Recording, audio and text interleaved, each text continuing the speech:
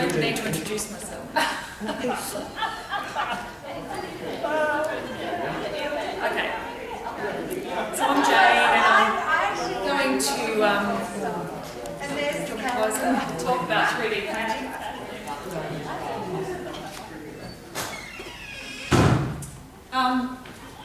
So you may see the Centre for Law and Genetics logo up there in the corner. So I'm a member of the Centre for Law and Genetics, and you may be wondering what 3D printing has to do with law and genetics. So I guess, look, what I'd say is that we've been researching the genetics area for a long time, and some of the research that we've done is very transferable to the development of other emerging technologies. So a few of us have sort of moved, well, not moved, but we're also researching now in the 3D printing area. And I guess most of you must have heard of 3D printing. There's a lot of hype surrounding it. Some of you may have a printer. It may look a bit like that. So this is a printer that you can buy and use at home if you want, if you want one. But there are a lot of much more sophisticated printers out there. A lot of capabilities. There are machines that print in. So these print in plastics. There are machines that print in polymers, in metals, in molten glass, in ceramics, even stem cells. So the potential of the technology is massive. And they actually build things layer by layer. Okay, so they use different techniques, and they build things using additive manufacturing technology. And you may have also seen pictures of things that have been printed using 3D printers. They can produce really intricate, complex designs. A lot of it, particularly the things produced using the printers at home, which only use plastics, are fairly knick-knacky type things. But they're also used a lot in manufacturing now. They can produce clothes and art. So this is a 3D printed dress that you may well have seen pictures of previously. They can produce jewellery, so there are a lot of jewellers now that use 3D printing technology, and if you're interested in having a look at the ring, I'm wearing it now. Not trying to sell them, but yeah, some fairly amazing things being done with 3D printing. There are printers now that print food, and they're working on using these printers. Well, NASA is doing a lot of work in this area so that they can take printers into space and print food for astronauts. So there's a lot of potential there to produce food really cheaply using 3D printers. I personally would need something that's been printed with a 3D printer, but there you go. How does it cook? Well, so a lot of the printers use heating methods when they're printing, so it uses the same sort of technology. Yeah. Could you use it for teeth to replace X-rays? I mean, one of the things I hate is going for X-rays on my teeth, and I'm thinking there's got to be a better way of doing it to see, but they do want to see as much as they can. They would still need to scan, so that I mean, you can see the level of detail in this bone implant. So this is a titanium bone implant. So they're used a lot now to make medical, or to make bone parts. But they still have to scan so that the part fits perfectly. So that is so much better than an X-ray when you think about it. Look at the detail there. Oh, absolutely, absolutely. And they're used a lot now to make dental implants. Yeah. So that's one of the main uses. So medical devices, the use of this technology is huge, and experts do predict a time when every hospital will have a 3D printer so that they can scan a patient and replace bone parts fairly instantly. And in fact, I heard a talk back in February up at the University of Wollongong, which has a big materials development centre. And they're doing a lot of work now where they are building bone around scaffolds. So they're able to build, to implant scaffolds that have bone built around them that then grow and the scaffold dissolves. So some pretty amazing things happening in the medical area. And they're even printing houses. I mean, these houses can be built in less than a day. So huge potential there, obviously, to provide housing. Do they use a stationary printer for that, or is it a mobile It's a stationary printer. Big. Huge. Huge, yeah. Most of the printers, I mean, one of the main limitations of the technology is that most of the printers are tiny, so they can only print tiny things, but yeah. The technology is advancing very, very rapidly.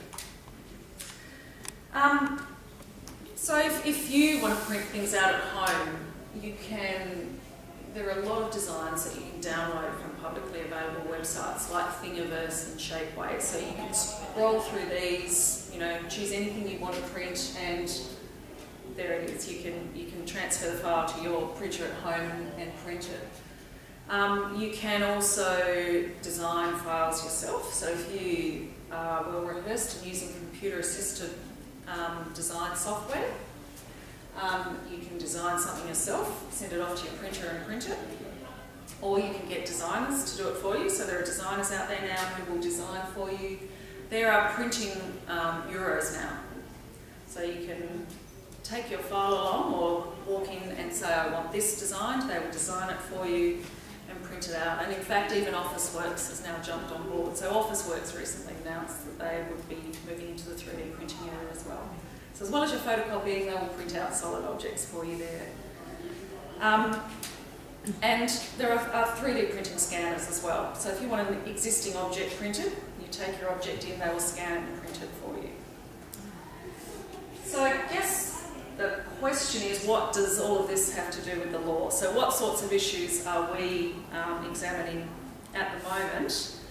Well, I suppose the short answer is a lot. Okay, so there are a lot of issues that are being considered. The ones that we're looking at are mainly in the intellectual property area.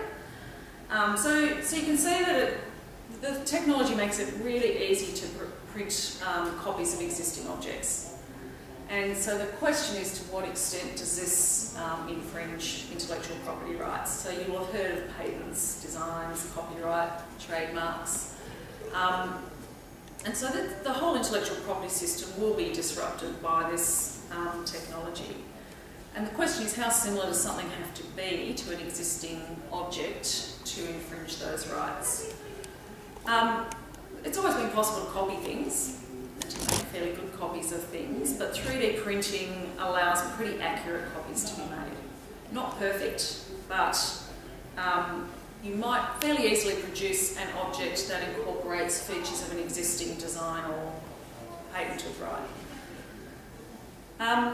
A couple of provisos to that. So at the moment, the finishes on 3D printed products aren't perfect. So if you scan something in and it's printed, it's not going to look like the original. So there's a lot of post-production refining that needs to be done at the moment. So you couldn't, for example, take my ring in and say, I want a perfect copy of that. You wouldn't get it. So you'd get a version of it, but not exactly the same. Obviously, though, that will change. So the technology is improving all the time. The finishes will get better as it does so.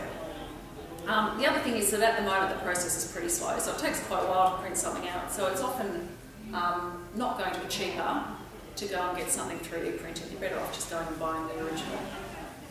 Again, that's something that will change as the technology improves. So the other issues that we're looking at are in the product safety area. So what's the situation with product safety with 3D printed goods?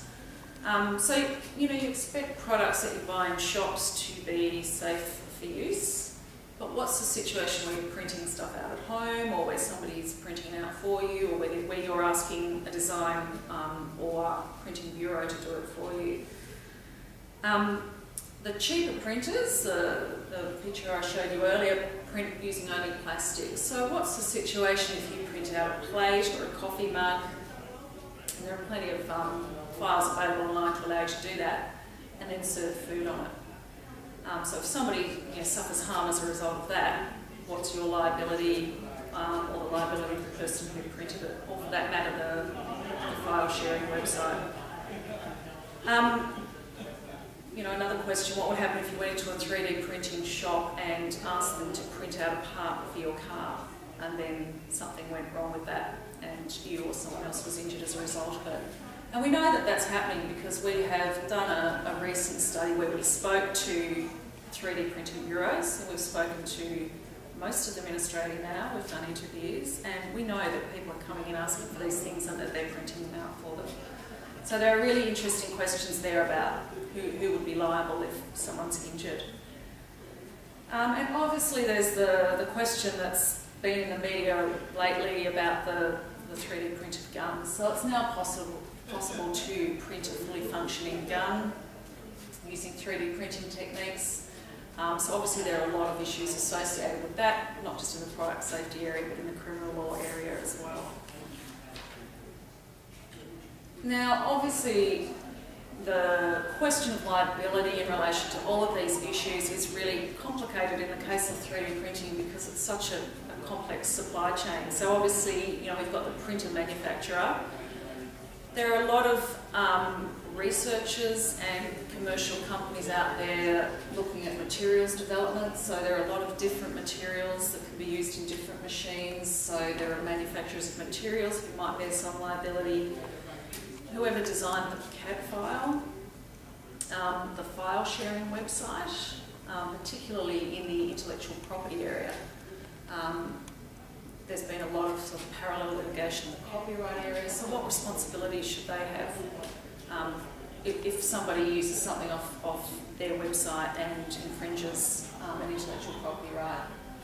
There are the printing bureaus or shops themselves, and having spoken to them, their intellectual property awareness is very limited.